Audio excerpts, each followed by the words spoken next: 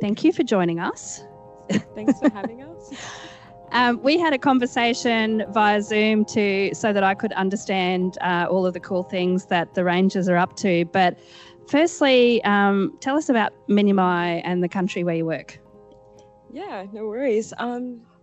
So our Indigenous protected area is roughly about 2,000 hectares, and it's solely managed by the Bandjalung people, who we are, the Minyumai Rangers. So we have 4 types of different landscapes. We have eucalyptus forest, open grasslands, woodlands, pockets of rainforests, and coastal heaths, yeah. And how long have the Rangers been operating as a ranger unit for at Minyumai? The team that we have right now have been here for a few years. I'm one of the longest. I've almost been there for 9 years now. I've become a bushranger, had the passion, and caring for country is one of my passions. The things that our rangers do are conservation and land management, a lot of weed control, and one of our most priorities is protecting threatened species on our country. And there are a bunch of rangers here taking up the front row, yes? Yes. All rangers? All 7? Yes? Well, welcome. It's fabulous to have so many rangers joining us today. So I wanted to start with Ruby, who is not a ranger. Can you tell us the story of Ruby? Yeah, of course. Yeah, I love talking about this. So Burrubi is koala in Bandjalung, our language. I take you back to one of the projects that we started after the wild bushfires. We deployed a lot of camera traps on the IPA just to see if, the animals were still active. Our IPA was burnt 80%, or 80% of it was burnt. So we just wanted to do a on-ground survey to see if we still had those animals roaming the country. So there was a site where there were a bunch of tallow woods that we did a survey for a koala, and we put a camera trap out, and those cameras were mainly for dingoes and a lot of ground-dwelling animals.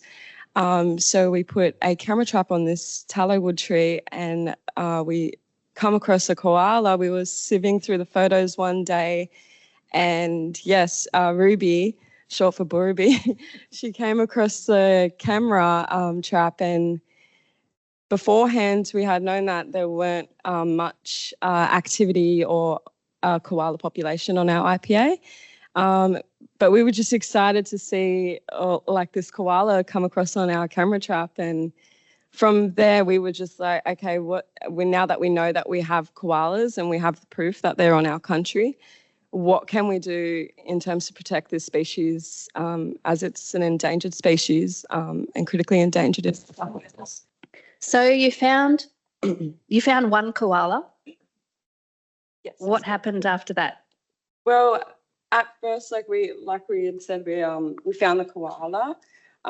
So we just got to the ranger base and started putting our heads together in terms of what we need to do.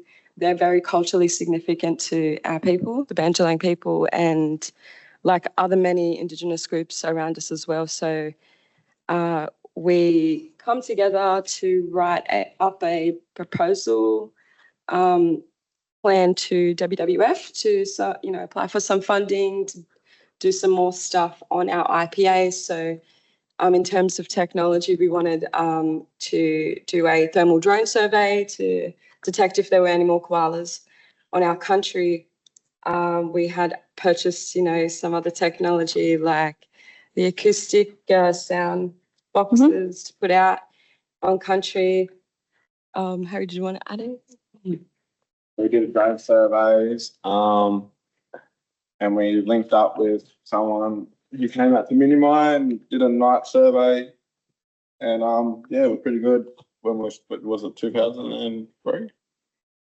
23, he came out and caught about a couple koalas.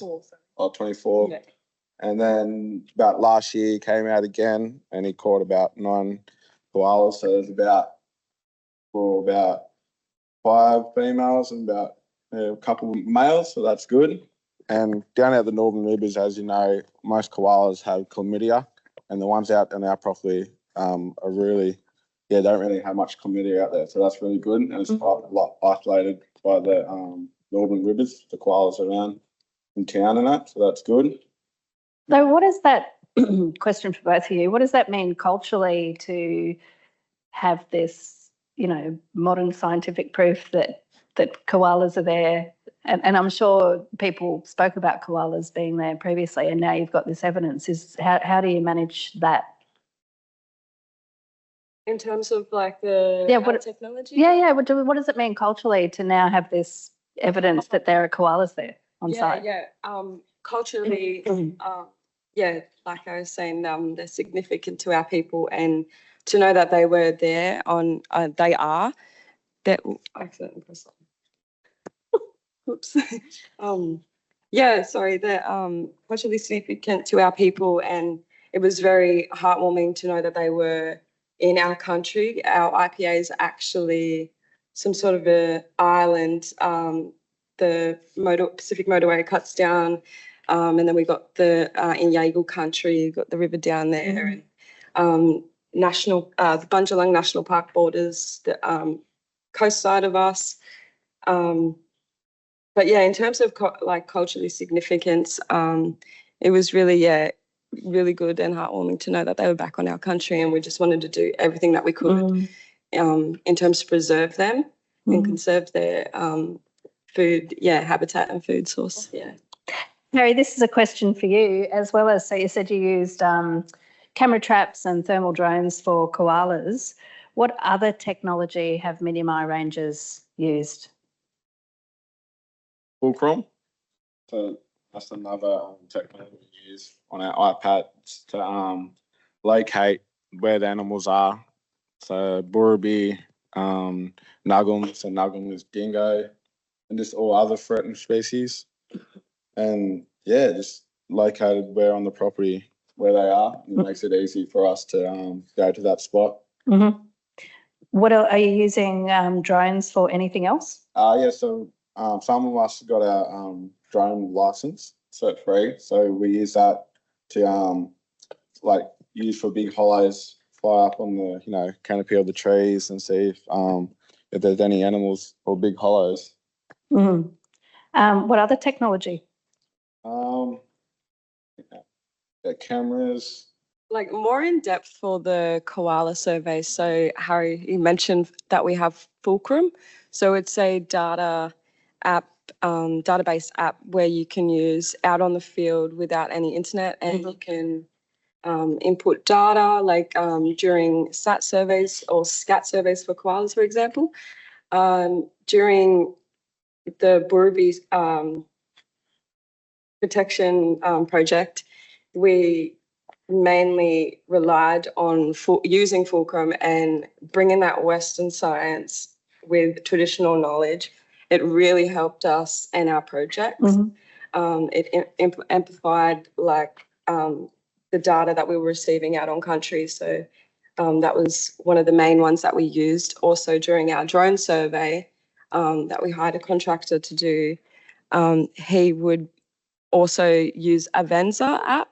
And we're some of us rangers are fairly new to that, but we're trying to get the hang of it. But Fulcrum has always been something that we've used for many other of our projects, for dingoes, glossy black-cockatoos, and arboreal mammals. Speaking of dingoes, because you've got a lot to say about dingoes on country, not just where your IPA is, but in other parts of Australia. Do you want to tell us about technology for dingoes where you are, but also your involvement in dingo conservation in other places? Yeah, sure. So in terms of dingo conservation preservation, technology has been a huge help, from data analysis to SCAT analysis, which is what we use on our IPA. So we do a lot of SCAT collecting, and we bag the SCAT and we send it away to get the SCAT results. Sometimes genetic results as well for the dingo specific in our area. the dingo movement has been, it's only going up from here, like everywhere around Australia nationally. And yeah, technology is what is helping push more of that. Yeah. You've had quite a role in building that dingo movement though, right? Yes. The Minyumai Rangers actually attended the First Nations Dingo Forum in Cairns in 2023, where basically the movement began, and we took that from Cairns, took it down here to our state, New South Wales, and our IPA to continue doing these projects on our country, especially the dingo one, in terms of connecting with partners surrounding us, like Bundjalung National Park. They've been somewhat of allies with us at the moment during this project. But yeah.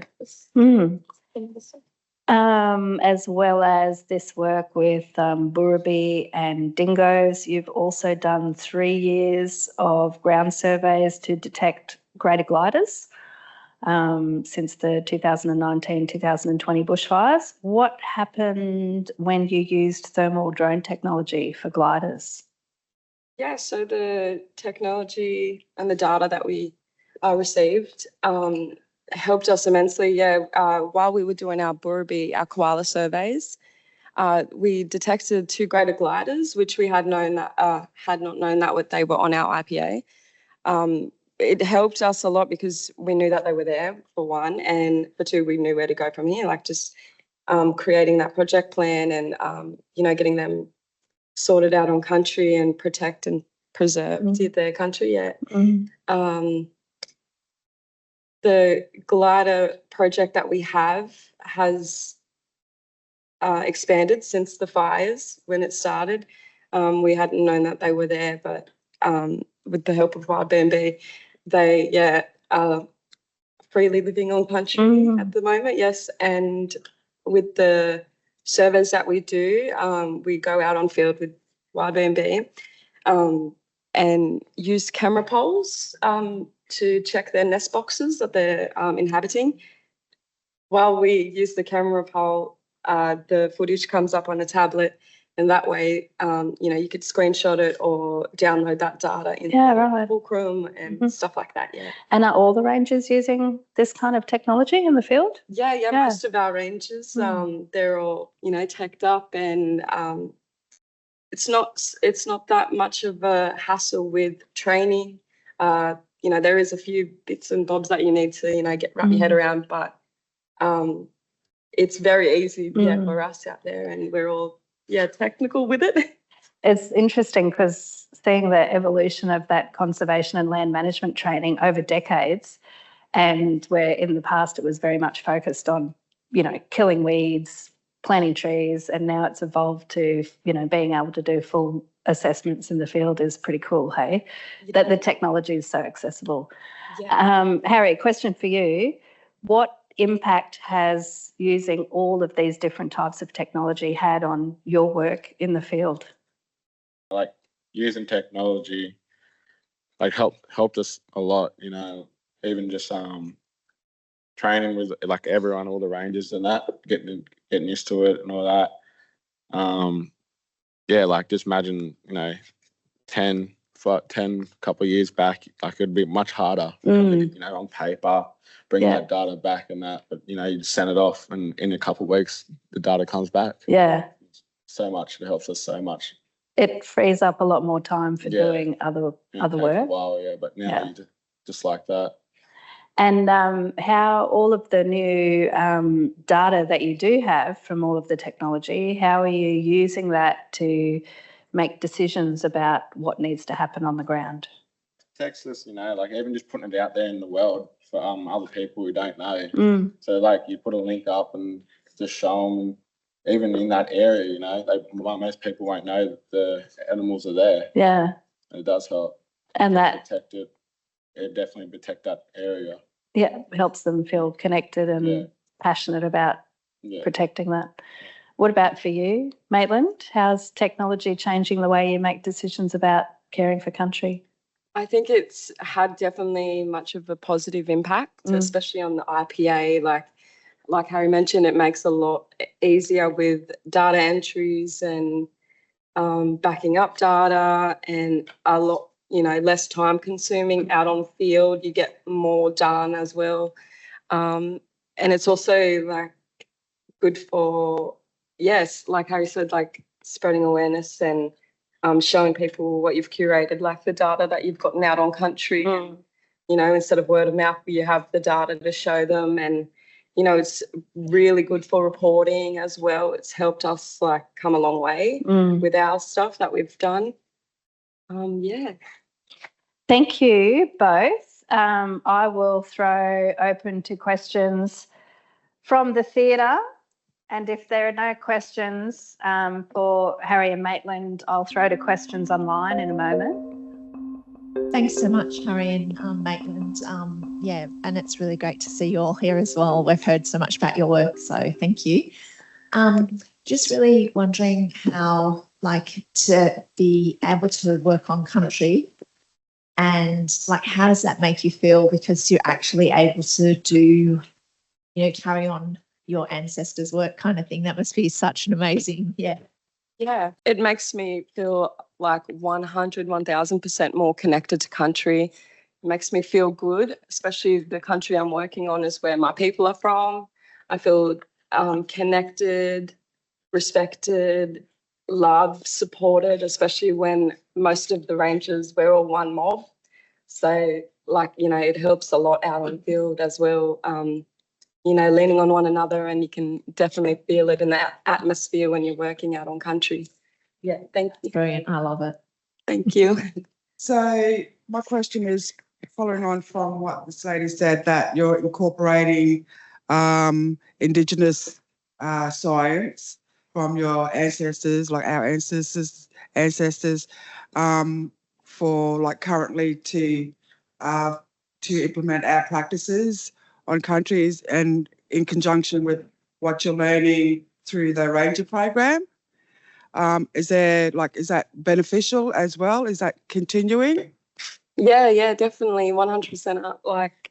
Like Harry mentioned before, with incorporating tech, traditional educational knowledge with our database and how do you say, like collecting data and using the technology. Let's say, for example, sacred sites or middens. With technology, we on our tablets, we can put that into our data, and we know when to, like, where it is on a map and what we need to do to preserve that area. If that answers your question. Yeah, thank you. It's that amplifying outcomes. Hey, they're both using traditional knowledge, and more contemporary knowledge is like just makes things bigger, better, definitely faster, more cost effective. You're always learning something too when it comes to technology. Like, you always learn new skills with it as well. Harry, thank you, and thank you to Maitland as well.